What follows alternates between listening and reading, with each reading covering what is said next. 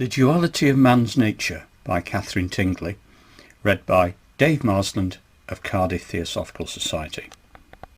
There is a great discovery, which each must make for himself, that human nature is dual, and that a battle is ever going on between the higher self and the lower, the angel and the demon in man. Theosophy teaches the duality of man's nature, the higher immortal part and the lower made up of passions and desires. When the higher dominates, there is knowledge and there is peace. When the lower rules, all the dark, despairing elements of human life rush in upon the unguarded soul, and too often suicide is the result. I bring the message that man, in his inner nature, is a being with a divine inheritance and immeasurable possibilities of evolution. This strange duality, and how do human weaknesses creep in? First of all, we turn the key of selfishness in some closed door of the nature. Then, before we know it, the door is open and in walks a stranger, an obsessive, potent force of evil, often with power enough to destroy the very being. No lens has as yet been made that can show you what this is, but it nevertheless exists.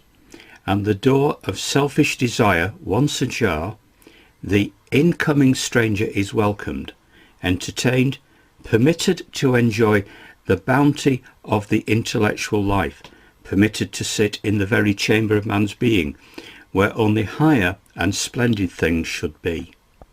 This door may open to any of us, but know that it can never be shut and kept shut until our feet are planted on the eternal rock of knowledge and of trust, until we have the power, and absolutely know that we have it, to shut out the faintest tinge or touch of thought or vibration of anything that would mar the purity of that inner realm of mind that the soul works in and through.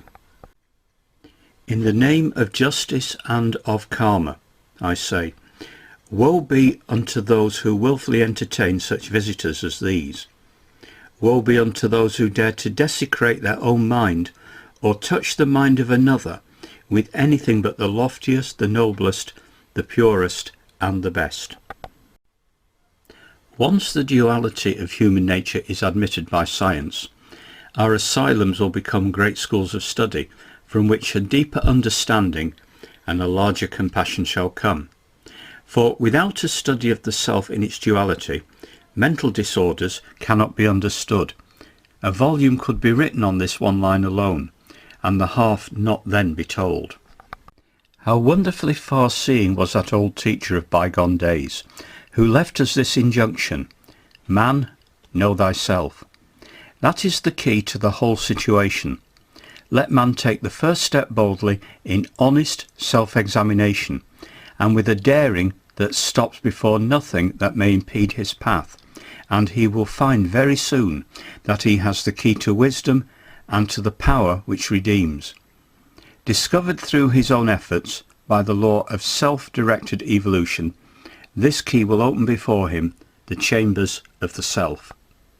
For when a man has the courage to analyse himself, his purposes, his motives, his very life, when he dares to compare the wrong things in his life with the right ones, in the spirit of a love for humanity sufficient to make him willing to lay down his life for it if need be, he will find the secret of living. This is what I mean when I say that we are ever being challenged by the better side of our natures to stand face to face with ourselves. That is the challenge of Theosophy, which ever pleads with man to reach out in recognition to the divinity within.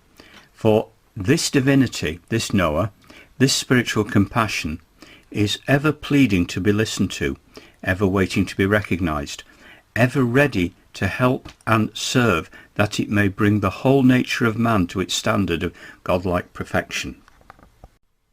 These two forces, the physical, dominated by the spiritual, the mind illuminated by treasures of truth and inspiration from the higher self, these two working together, will bring about results that are unbelievable.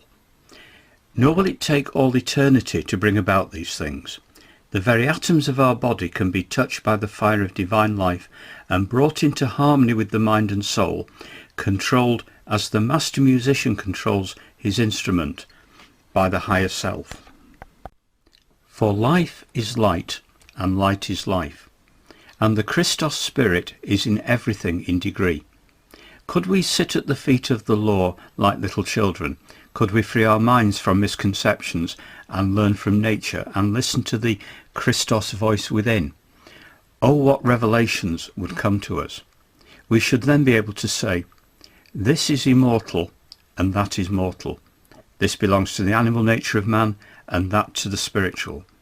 The power to do this is the power that we need, arousing us from the dead, so to speak, and bringing us to light and illumination.